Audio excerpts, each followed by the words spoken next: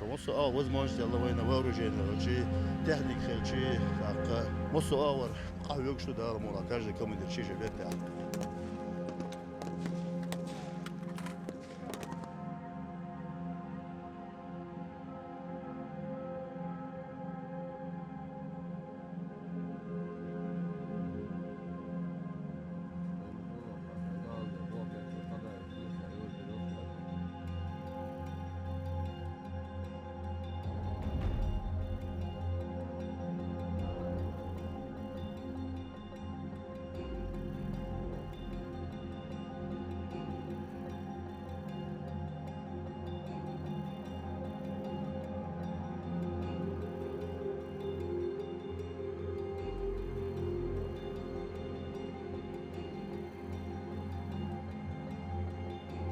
Все стараются как-то принести оружие. Так было и в чеченских войнах, в афганской войне. Раз такие случаи появились, то такого тотального контроля на границах нету. Война, помимо всего прочего, дает усиление бандитизма, уголовщины. Полиция может уже не справляться с этим.